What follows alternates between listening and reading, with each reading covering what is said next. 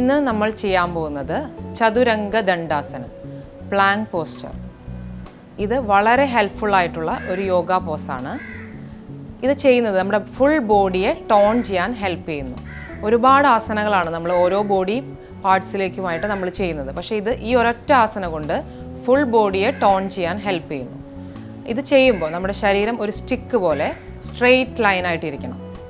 ഇത് ചെയ്യുമ്പോൾ നമ്മുടെ ശരീരത്തിലെ ഏതൊക്കെ ഭാഗങ്ങളെയാണ് സ്ട്രെങ്തൻ ചെയ്യുന്നതെന്ന് വെച്ചാൽ റിസ്റ്റ്, ഷോൾഡർ, അതുപോലെ തന്നെ കോർ മസിൽസ്, ബാക്ക് മസിൽസ്, നമ്മുടെ ലോവർ ബാക്കിനെ സ്ട്രെങ്തൻ ചെയ്യുന്നു.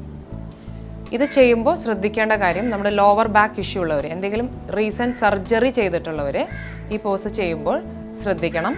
അതുപോലെ തന്നെ നമുക്ക് എന്തെങ്കിലും ഷോൾഡർ ഇഞ്ചുറീസ് ഉണ്ടെങ്കിൽ, കാർപ്പൽ ടണൽ സിൻഡ്രോം എന്നുള്ള റിസ്റ്റ് പ്രോബ്ലം അതുള്ളവരൊക്കെ ഈ പോസ്റ്റ് അവോയ്ഡ് ചെയ്യേണ്ടതാണ്. അപ്പോൾ നമുക്കിത് എങ്ങനെയാണ് ചെയ്യേണ്ടതെന്ന് നോക്കാം. അപ്പോൾ എങ്ങനെയാണ് ചതുരംഗ ദണ്ഡാസന ചെയ്യുന്നത് എന്ന് നോക്കാം. ആദ്യം ടേബിൾ ടോപ്പ് പൊസിഷനിലേക്ക് വരിക.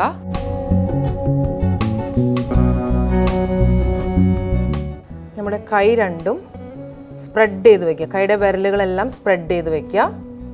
അതിനുശേഷം കാലുകൾ ബാക്കിലേക്ക് സ്ട്രെയിറ്റ് ചെയ്ത് വയ്ക്കുന്നു. ഓരോ കാലുകളായി സ്ട്രെയിറ്റ് ചെയ്യുന്നു. ബോഡി സ്ട്രെയിറ്റ് ലൈൻ ആവട്ടെ. ഈ പൊസിഷനിൽ നിൽക്കുമ്പോൾ നമ്മുടെ ഷോൾഡർ ബ്ലേഡ്സ് രണ്ടും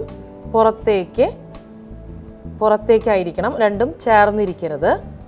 അതിനുശേഷം കയ്യിലായിരിക്കണം നമ്മുടെ ഫുൾ ബോഡി വെയിറ്റ് വരുന്നത്. കോർ സ്ട്രെങ്തനിങ് ആയതുകൊണ്ട് അബ്ഡോമൻ ടൈറ്റ് ചെയ്ത് പിടിക്കുന്നു. ഇത് ചെയ്യുമ്പോൾ പലർക്കും ഒരു ടെൻഡൻസി ഉണ്ട്, നമ്മുടെ ബാക്കിനെ ഇങ്ങനെ സാഗ് ചെയ്യുന്നു, മാറ്റിലേക്ക് സാഗ് ചെയ്തുകൊണ്ട്. ഇത് റോങ് പോസ്റ്ററാണ്. നമ്മുടെ ഹിപ്പ് മുകളിലേക്ക് ഉയർത്തി പിടിക്കുന്നു.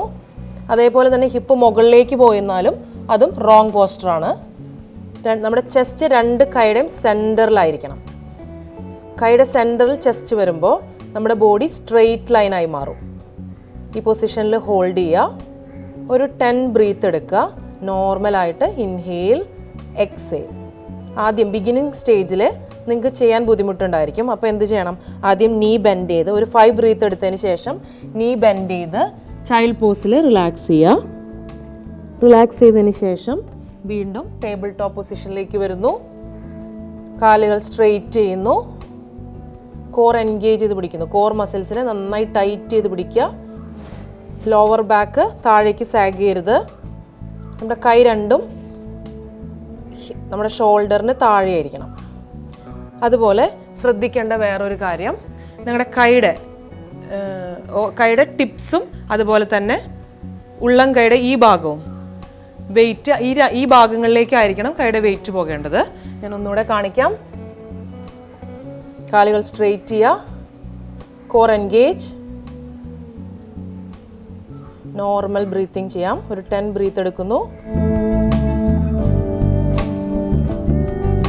Slowly knee down, relax in child pose.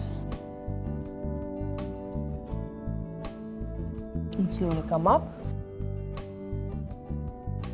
ഇത് റിസ്റ്റ് പ്രോബ്ലം ഉള്ളവർ ഒരിക്കലും ചെയ്യരുത്. കാരണം ഫുൾ ബോഡി വെയിറ്റ് നിങ്ങളുടെ റിസ്റ്റിലേക്കായിരിക്കും വരിക. അതുകൊണ്ട് ആ റിസ്റ്റ് പ്രോബ്ലം ഉള്ളവർ ഇത് അവോയ്ഡ് ചെയ്യാൻ ശ്രമിക്കുക. ഇത് ഡെയിലി ഒരു 5 മിനിറ്റ്സ് എങ്കിലും ഹോൾഡ് ചെയ്യുകയാണെങ്കിൽ നിങ്ങളുടെ കോർ സ്ട്രെങ്ത് ഇമ്പ്രൂവ് ചെയ്യുകയും നിങ്ങളുടെ ബോഡി ഫുൾ ടോൺ ചെയ്യുന്നതിന് ഹെൽപ്പ് ചെയ്യുന്നതാണ്. ഇതുപോലുള്ള യോഗ ആസനാസുമായി അടുത്ത എപ്പിസോഡിൽ കാണുന്നത് വരെ നന്ദി, നമസ്കാരം.